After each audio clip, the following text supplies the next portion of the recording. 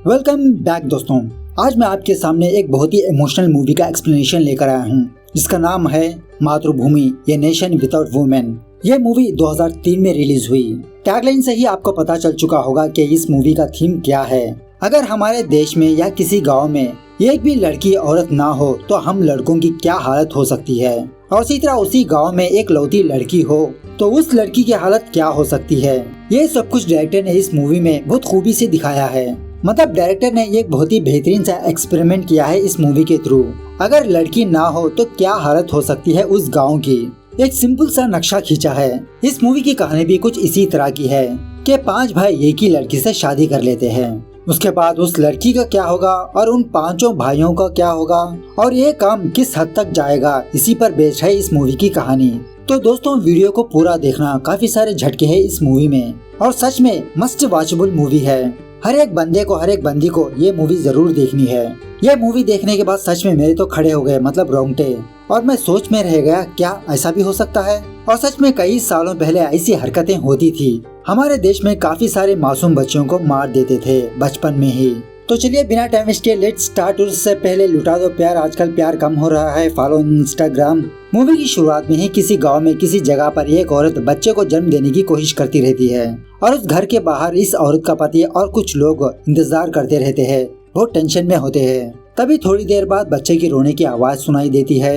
यह सुनने के बाद इस औरत का पति और कुछ लोग जश्न मनाने लगते हैं। तभी उस घर से बाहर एक बूढ़ी औरत आकर उस औरत के पति से कहने लगती है कि लड़की हुई है। यह सुनने के बाद अब तक जो खुशी का माहौल था वो गम में बदल जाता है। वहाँ के सारे लोग चुप हो जाते हैं। दूसरे दिन सुबह सवेरे वो गांव वाले एक बड़े से बर्तन में काफी सारा दूध जमा करते हैं। उसके बाद उस छोटी बच्ची का बाप उस छोटी बच्ची को वहाँ पर लाता है और उस छोटी बच्ची को अपने हाथ में लेकर यह मन्नत मांगने लगता है कि मुझे अगले साल बेटा चाहिए। ऐसा कहते हुए वो बंदा अपनी छोटी सी बच्ची को उस दूध में डुबा के मार देता है। मतलब पुराने जमाने में हमारे देश में कुछ ऐसे अंधविश्वास के काम भी हुआ करते थे। अगर किसी के घर में लड़की पैदा हुई तो वो अपशगुन माना जाता है। उस छोटी बच्ची को दफना दिया जाता है, आग में डाल दिया जाता है, उसकी बलि चढ़ाई जाती है और ऊपर से मन्नत मांगने लगते हैं कि इसको दूसरी बार लड़का हो। खैर उसके बाद समय बहुत आगे चला जाता है। किसी गांव में किसी जगह पर एक लड़का लड़की बनकर, मतलब वो लड़का लड़की के कपड़े पहनकर स्टेज पर आकर नाचने गाने लगता है और देखने वाले ऑडियंस सारे के सारे मर्द होते हैं। हालांकि इन लोगों को पता है कि नाचने वाला लड़की नहीं बल्कि लड़का है। इसके बावजूद भी ये ऑडियंस उस लड़के का डांस देखकर एंजॉय करने लगते हैं। इससे हमें ये बात पता चलती है कि उस गांव में एक भी औरत लड़की नहीं है। उसी गांव में एक फैमिली को दिखाया जाता है, इसका नाम होता है रामचरण। रामचरण के 5 बेटे होते हैं। अब उस गांव में औरत ना होने की वजह से ये लोग अपने घर में एक छोटे बच्चे को काम पे रखते हैं और इस बच्चे का नाम होता है रघु, और एक्चुअली रघु नीची जात का होता है। खैर रामचरण का बड़े बेटे का नाम होता है राकेश। राकेश की बहुत उम्र हो चुकी होती है लेकिन इसकी अभी तक शादी नहीं हुई। राकेश हमेशा रामचरण से यही शिकायत करने लगता है कि पापा आप कब मेरी शादी करवाओगे। रामचरण कहने लगता है अरे बेटा हम कोशिश कर रहे हैं ना, लड़की मिल ही नहीं रही तो हम क्या कर सकते हैं। यह सुनने के बाद राकेश और बचे भाई वहाँ से उठ के चले जाते हैं बिना खाना खाए। इन सारे भाइयों में से जो छोटा भाई होता है जिसका नाम है सूरज, वो बहुत ही संस्कारी लड़का होता है, कॉलेज की पढ़ाई करता है, अपने बाप की हर एक बात मानता रहता है। दूसरे दिन रामचरण पंडित को अपने घर बुलाकर राकेश के लिए लड़की देखने के लिए कहता है। उससे कहने लगता है पंडित जी मैं जितने पैसे चाहे उतने दहेज में देने के लिए रेडी हूँ, आप किसी भी तरह करके मेरे बड़े बेटे के लिए लड़की ढूंढिए, 14 या 15 साल की होगी तो भी चलेगा। पंडित रामचरण से कहने लगता है अरे रामचरण जी मैंने आसपास के सारे गांव छान मार लिया, लड़की तो दूर की बात 80 साल की बुढ़िया तक ना रही, अगर लड़की होगी भी तो आपसे भी ज्यादा पैसे देकर शादी करने के लिए कुछ लोग हैं। खैर मैं कोशिश कर रहा हूँ ना, मैं आपको इतना दे दूंगा। उसी दिन रात उस गांव के सारे मर्द टिकट खरीद के एक छोटे से घर में जाते हैं, मतलब ये एक किस्म का थिएटर होता है और एक्चुअली यहाँ पर ये लोग पॉर्न फिल्म देखने के लिए जमा होते हैं। ये फिल्म देखकर ये लोग अपने आप में एंजॉय करने लगते हैं। इन्हीं ऑडियंस में से कुछ बूढ़े लोग भी होते हैं जिन्होंने अपनी जिंदगी में कभी भी लड़की को अपनी आँखों से नहीं देखा। एक बूढ़े आदमी की आँखों से आंसू भी निकलने लगते हैं। इतना बूढ़े होने के बावजूद भी इसकी शादी नहीं हुई और यही सोच के ये बूढ़ा आदमी रोने लगता है कि बिना लड़की के मेरी जिंदगी तो बर्बाद हो गई। खैर ये फिल्म देखते समय राकेश को छौल मचने लगती है और वो फौरन उस थिएटर से बाहर आकर एक गाय के ऊपर अपनी हवस मिटाने लगता है और आपने न्यूज में पढ़ा ही होगा कि ऐसे काम बहुत सारी जगहों पर हो चुके हैं। खैर दूसरे दिन जब राकेश स्कूल में होता है तो इसका दोस्त पप्पू इससे मिलने के लिए आता है। एक्चुअली राकेश एक टीचर होता है। पप्पू खुशी के मारे राकेश से कहने लगता है, अरे यार मेरी शादी तय हो चुकी है, आखिरकार मेरे पिताजी ने मेरे लिए एक लड़की ढूंढ ही निकाली, मेरी शादी में तुम लोगों को जरूर आना होगा। यह सुनने के बाद राकेश को जेलस फील होने लगती है और राकेश अपने एक स्टूडेंट को बुलाकर बिना वजह उसे मारने लगता है, मतलब अपना गुस्सा उस स्टूडेंट पर उतारने लगता है। राकेश बहुत उदासी से पप्पू से कहने लगता है, हाँ हाँ जाओ, हम तुम्हारी शादी में जरूर आएंगे। जब कभी भी पंडित रामचरण के घर आता है तो रघु उस पंडित को एक शरबत देता है और बाद में हमें ये बात पता चलती है कि एक्चुअली रघु उस शरबत में अपना सूसू करके उस पंडित को देता है, क्योंकि वो पंडित हमेशा रघु को डांटते रहता है। तभी उसी वक्त राकेश अपने घर आकर अपने पिताजी को और उस पंडित को डांटने लगता है कि पप्पू को तो लड़की मिल गई, मैं अब तो कुंवारा ही मरूंगा। यह सुनने के बाद पंडित को बहुत बड़ा झटका लगता है, सोचने लगता है कि पप्पू को ऐसे कैसे लड़की मिल गई। और जब वो पंडित जल्दबाजी में वहाँ से जा रहा होता है तो रघु बचा कुचा शरबत उस पंडित को देने लगता है। पंडित फौरन पप्पू के घर जाता है, उसके फादर से बात करने लगता है। पप्पू का फादर उस पंडित को इन्फॉर्मेशन देने लगता है कि यही पासी के गांव में एक लड़की थी और पंडित जी शादी करवाने के लिए आप ही को आना होगा। खर्च बाद फाइनली शादी का दिन आ ही जाता है। पप्पू खुशी के मारे नाचने लगता है। थोड़ी देर बाद दुल्हन उस गांव में आती है और इस दुल्हन को देखकर उस गांव वालों की आंखें खुली की खुली रह जाती है, क्योंकि इन्होंने काफी सालों बाद एक लड़की को देखा, अपने गांव में एक शादी को देख रहे हैं। थोड़ी देर के बाद दुल्हा दुल्हन को मंडप में बिठाकर पंडित मंत्र पढ़ने लगता है और तभी लड़की का पिताजी उस मंत्र को रोक के पप्पू के फादर को साइड में बुलाता है और पप्पू के फादर से दहेज मांगने लगता है। तो पप्पू का फादर लड़की के पिताजी को 5 लाख रुपए प्लस 2 गायें देता है। तब जाके लड़की का पिताजी शादी के लिए मान जाता है। मंडप में आने के बाद एक लड़का जिसका नाम होता है सूखा, वो पंडित के कान में आके कुछ बोलता है। पंडित दुल्हा दुल्हन को फेरों के लिए खड़ा करता है। फेरों के दरमियान वो पंडित अचानक से लड़की का पैजामा खींच देता है। तब जाके उन लोगों को ये बात पता चलती है कि वो एक्चुअली लड़की नहीं बल्कि लड़का है। यह देखकर पप्पू की तो लग जाती है। मतलब कुछ लोग पैसों की लालच में अपने छोटे लड़के को लड़की बनाकर झूठी शादी करवाते हैं। पैसे लेकर शादी के दिन ही लड़का और उसका बाप वहाँ से भाग जाते हैं। खैर किसी दिन पंडित किसी दूसरे गांव जाता है किसी का पिंडदान करने के लिए।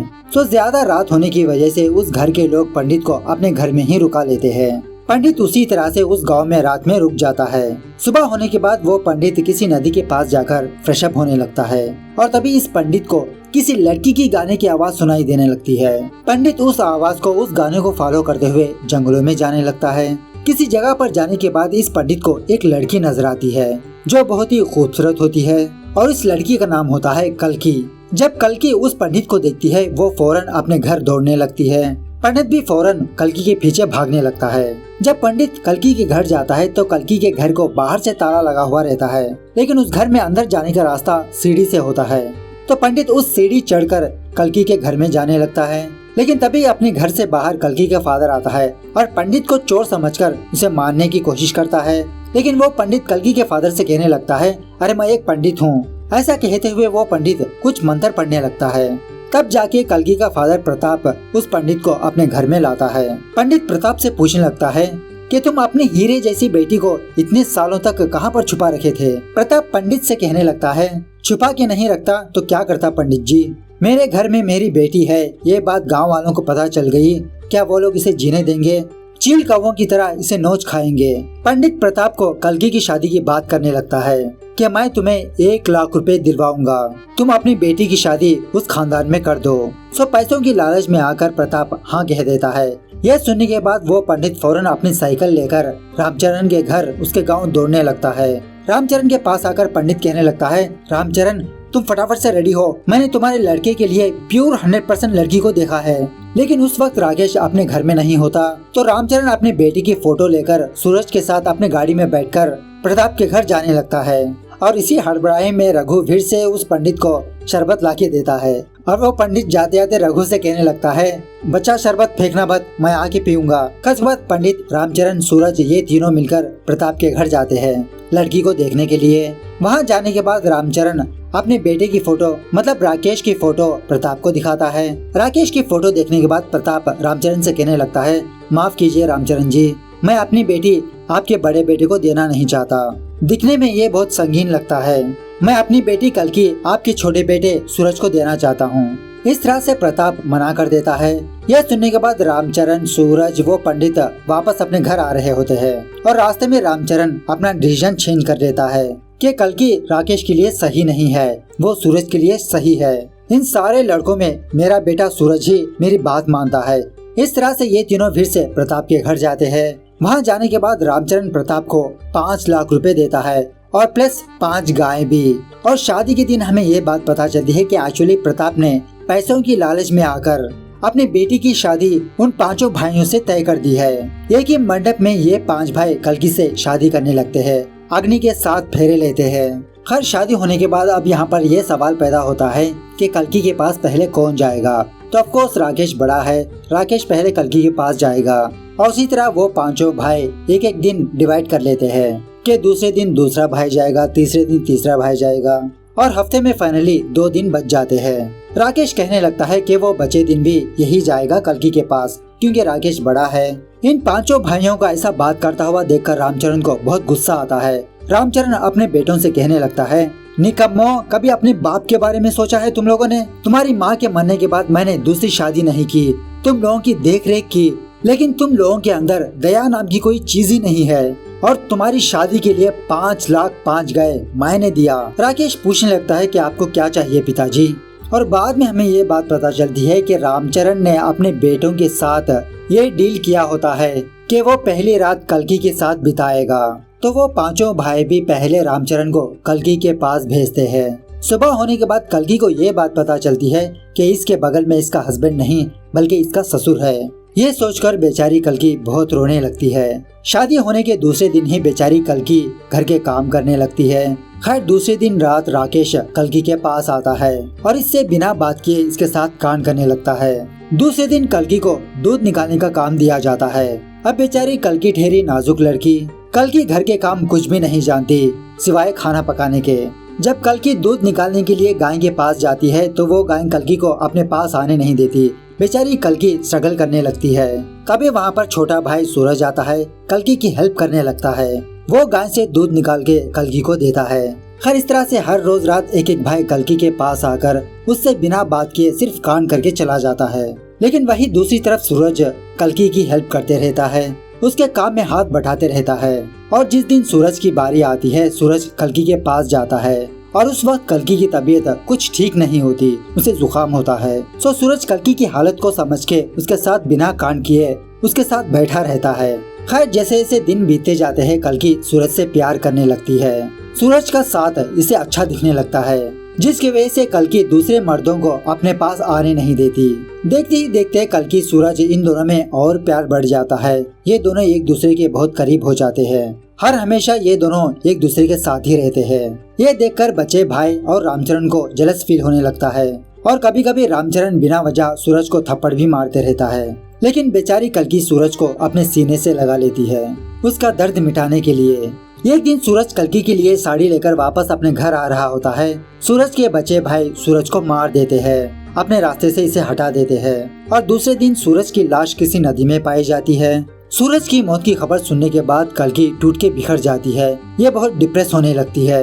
मतलब कल्कि का बहुत ही अच्छा फ्रेंड सूरज ही था, अब सूरज भी इससे दूर हो गया। जब पुलिस वाले रामचरण के घर आते हैं, रामचरण और उसके बच्चे बेटे पुलिस वालों को झूठी कहानी बताने लगते हैं कि सूरज परीक्षा में फेल हो गया, इसीलिए उसने सुसाइड कर लिया। सूरज के मरने के बाद बच्चे भाई कल्कि को जब जी चाहे तब उसे इस्तेमाल करने लगते हैं। एक दिन कल्कि अपने पिताजी के नाम खत लिख के रघु को देती है। दूसरे दिन प्रताप टिप टॉप से रेडी होकर गाड़ी में रामचरण के घर आता है और इसी तरह प्रताप के पास मोबाइल फोन होता है।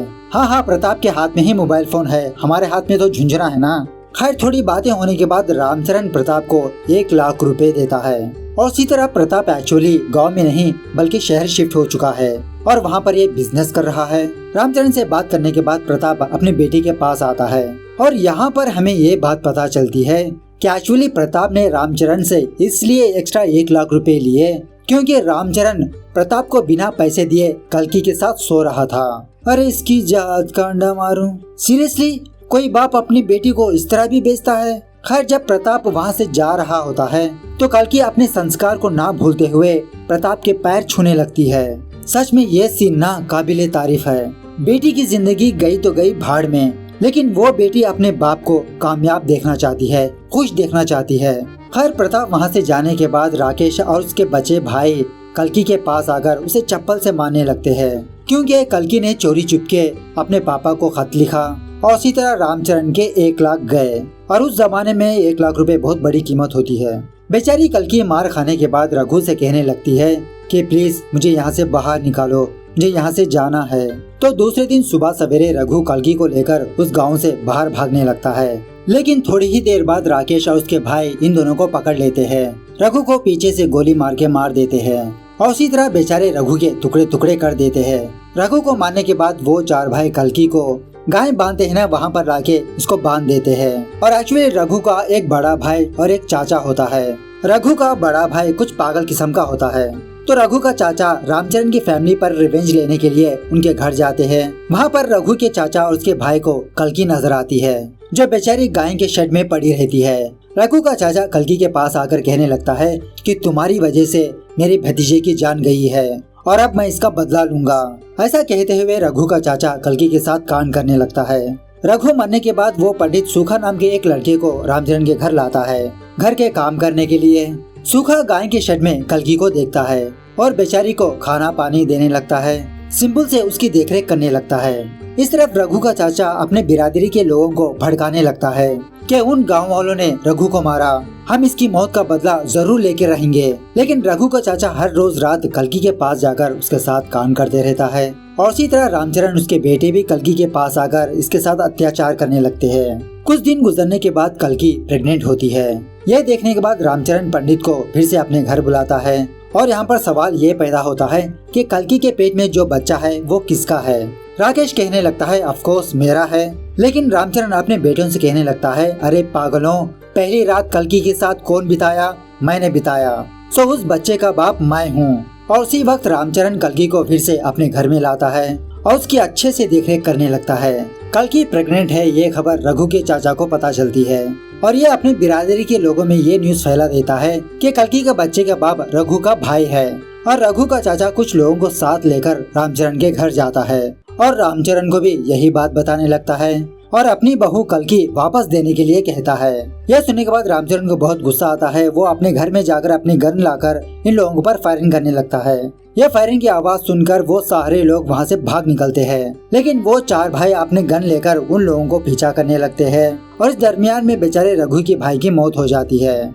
उसके बाद राकेश और बहुत सारे लोग रघु के इलाके पर जाते हैं और रघु के चाचा को और कुछ लोगों को बाहर बुलाने लगते हैं। देखते ही देखते रघु का चाचा अपने बिरादरी के सारे लोगों को इकट्ठा कर लेता है। वो सारे लोग राकेश और उन लोगों पर हमला करने लगते हैं। रघु के गांव वाले राकेश को और उसके भाई को चुन चुन के मार देते हैं। इस तरफ रामचरण कल्कि को अपवित्र मानने लगता है, क्योंकि कल्कि ने एक नीची जात के लोगों से कांड किया और कल्कि को जलाने के लिए उस पर मिट्टी का तेल फेंकने लगता है। यह देखकर सूखा को रहा नहीं जाता। वो फौरन अपने हाथ में चाकू लेकर रामचरण को मार देता है। रामचरण को मारने के बाद वो कल्कि को वहीं पर छोड़ के वहाँ से भागने लगता है। इस तरफ गांव में लोग एक दूसरे को मार पीट के लाशों के ढेर बिछा देते हैं। कुछ ही सेकंड में वो गांव शमशान घाट बन जाता है और इसी तरह कुछ लोगों ने उस पंडित को भी मार देते हैं। जब सूखा वापस कल्कि के पास आता है तो कल्कि एक बच्ची को जन्म देती है। सूखा कल्कि से कहने लगता है दीदी ये तो लड़की है। कल्कि मुस्कुराते हुए अपनी बेटी को गले लगा लेती है और फाइनली डायरेक्टर एक छोटा सा इन्फॉर्मेशन हमें देते हैं और ये सच है। नाम के लिए हमारा देश आगे बढ़ रहा है, लेकिन पिछले कुछ सालों में कुछ वहशी दरिंदे अपने हवस मिटाने के लिए कितनी सारी लड़कियों की बलि चढ़ा दी, चाहे वो दिल्ली का इंसिडेंट हो या तो फिर तेलंगाना का। और इस दौर में भी हमें ये न्यूज देखने को मिलती है कि फलाने कचरे में किसी बच्ची को पाया गया। मैं और ज्यादा लैग नहीं करना चाहता, आप इस मूवी का मतलब समझ चुके होंगे। मूवी कैसे लगी कमेंट करके बताना जरूर। मिलते हैं अगली वीडियो में, तब तक take care, bye bye, see you soon.